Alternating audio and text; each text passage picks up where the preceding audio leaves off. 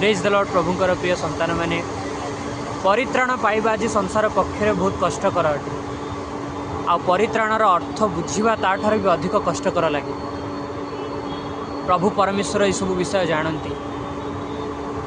आज संसार परित्राण ठारू केते दूर रे अछि, किंतु प्रभु कहवाई चाहती जे मनीष जीवनर जेते गुड़िए विषय अच्छी से सबुठारु सहज आ सरल विषय होउछि परित्राण पाइबा।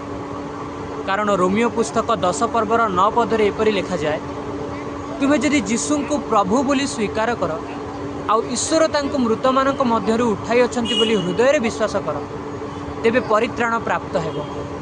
बास एतिकी आ तमे परित्राण पाइब। केवल आम मुखर स्वीकार आवश्यकता अच्छी कि जीशु आमर प्रभु अटंती। आम हृदय आमको विश्वास करिवार अच्छी जे ईश्वर तांको मृत मानक मध्यरु उठाई अछंती आउ आमे परित्राण पाइब। प्रभु आपण मानक ये सुंदर और सरल वाक्य द्वारा आशीर्वाद करें। आमेन।